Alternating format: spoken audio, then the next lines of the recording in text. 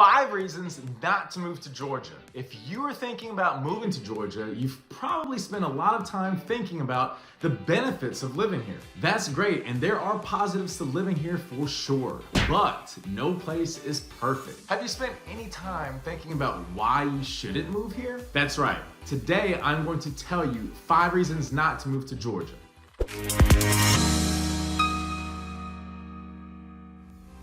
What's up, you guys? This is Tim Trevathan with Tim Trevathan Homes and Keller Williams Realty. A lot of my clients who have moved here from other states are enjoying living here in Georgia.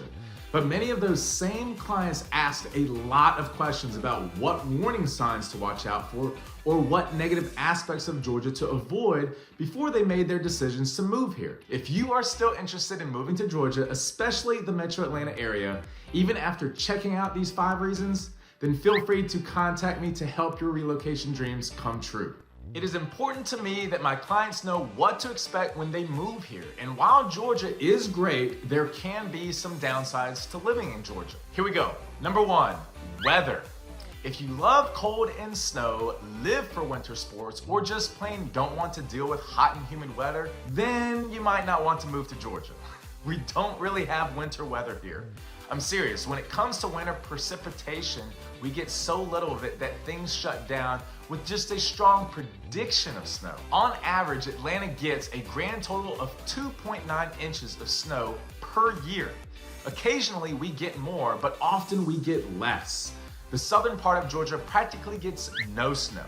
If you look at a map of Georgia, if you start from the city of Macon in the center of the state, you can bet that you will get no snow from here all the way down. When it comes to Atlanta, we do get snow, but it sticks around for 1, maybe 2 days before the sun comes out and melts it all away. The North Georgia mountains do get a bit more snow, but still nothing compared to what those of you from up north are used to dealing with. Blue Ridge, one of the most popular Georgia mountain towns, gets a whopping average of 4 inches of snow a year. So if you want snow, then don't move to Georgia. In Atlanta, the average January temperature is about 55 degrees. That feels pretty chilly to those of us who have lived here a long time, but it's quite balmy for those of you who are used to winter temperatures in the 20s, teens, or even colder. So if we don't have winter weather, what do we have here in Georgia? We have summer. Boy, do we have summer. Our summer weather lasts a long time and is 2 things, hot and humid, or you could say hot and very hot. If you've not experienced a southern summer before, the best way I can describe it to you is that when you first step outside your house in the morning, it feels like you're stepping into a sauna or steam shower, and the air is almost thick enough to cut with a knife. It is very, very different feeling than the dry heat out in the western United States or less humid summer heat up in the Northeast.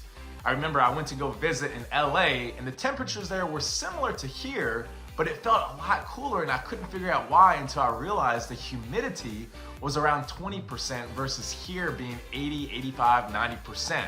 So it felt like it was a lot nicer and not as hot in LA. Southerners sometimes have a reputation for being slow and never in a hurry. It is because in the summer, it is just too hot and humid to be in a hurry about anything. If you're an outdoor enthusiast or parent with children who love being outdoors, you'll want to plan to spend the middle part of the day either indoors in the shade or in the water during the summer. Know that I'm using the term summer loosely. Technically, summer is from June 21st to September 21st. Here in Georgia, summer is more like May 1st to somewhere around the middle of October. Though, to be honest, there's many years where even at Thanksgiving, it is still warm enough for a t-shirt without a jacket. A few days ago, we had what is known here as false fall. We call it false fall because it is a few days of absolutely beautiful weather that just begs you to spend the day outside, followed by quick return to reality in more scorching hot and humid weather, known not so fondly as second summer. The further south in Georgia you go, the more hot and humid the summers get. Be prepared for summer no matter where in Georgia you are headed, but especially if you're headed to South Georgia. Down there you have to deal with gnats, which makes summer weather even less fun. Thankfully, Atlanta is above the gnat line, so no gnats here, just mosquitoes. Number 2, this has more to do with Atlanta than Georgia in general, which is the traffic. Atlanta is the capital city of Georgia and the 9th largest metro area in the United States. Traffic is just an unavoidable part of living in a large metro area. Unfortunately, public transportation in Metro Atlanta ranges from not great to non-existent, depending where you are in the area.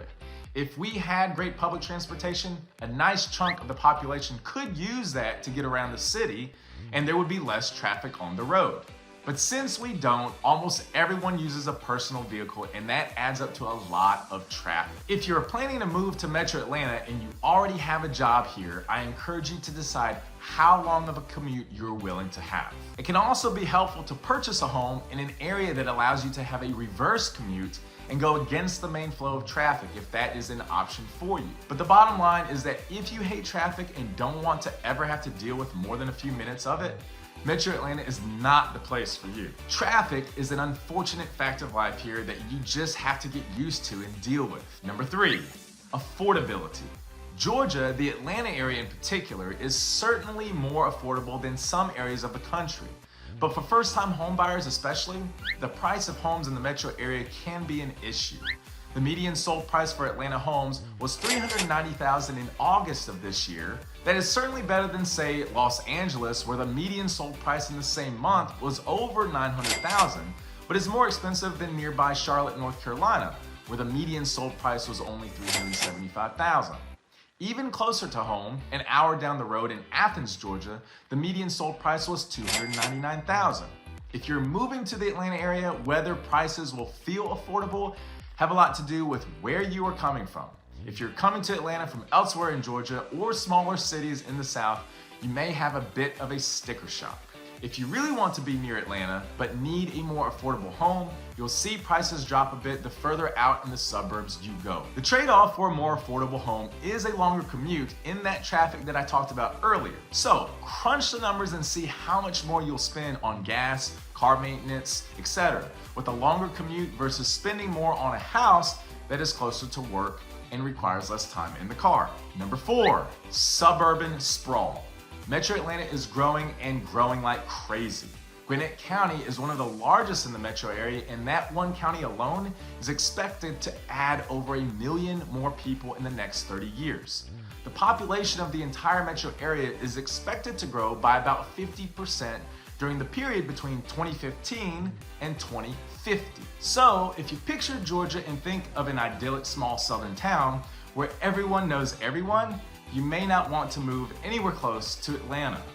Slowly but surely, many of the large acreages that have been pasture land or forested are being sold to developers and becoming homes and businesses. The suburban sprawl is slowly creeping further and further away from Atlanta and closer to places like Gainesville and Athens. Don't get me wrong, there are still plenty of places in Georgia to find that small town, hometown feel, but you will most likely want to look at least 1.5 hours away from Atlanta if you don't want to find Metro Atlanta sprawling its way into town. Number 5, diversity. Why is diversity a reason you may not want to move to Georgia? Well, it is tricky. There are parts of Georgia that are incredibly diverse.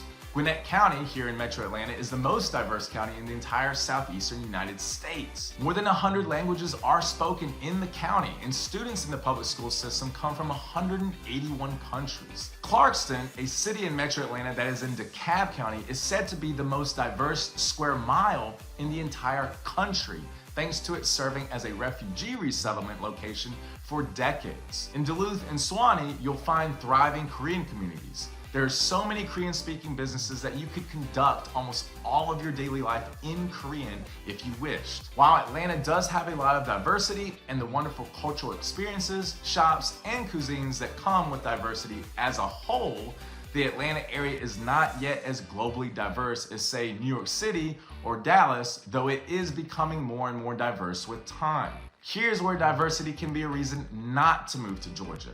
If you are planning to move elsewhere in the city and are hoping for a lot of ethnic diversity, you may be disappointed. Much of the global diversity in Georgia is in the Atlanta area. There are pockets of diversity elsewhere in the state, but you'll have to work harder to find them, particularly in the more rural areas of the state. I can give you a personal example of a couple that I know, good friends of mine, where the husband is white and the wife is Indonesian. They lived for 2 years in Brunswick, Georgia, which is close to the border with Florida and near St. Simon's Island, Georgia. And they told me about how they had one Japanese sushi restaurant and everything else was American restaurants. They finally got a Vietnamese restaurant after about 2 years of living there. And so for them to find the kind of access of food and restaurants and things to do and cultural experiences that you can find in Atlanta, it was very hard to find there in Brunswick. People do move from all over to the smaller towns and cities in Georgia, just not at the same rates, and so those ethnic communities are smaller than what you'll find in Atlanta. Georgia is a great place to live, and I'm happy to call it home. But everyone has different wants and needs, and even though Georgia is a great fit for a lot of people, it may not be the right fit for you. If you've listened to these 5 reasons not to move to Georgia and are still interested in moving here, please reach out. Send me an email, give me a call. Let's talk about finding a great next home for your family.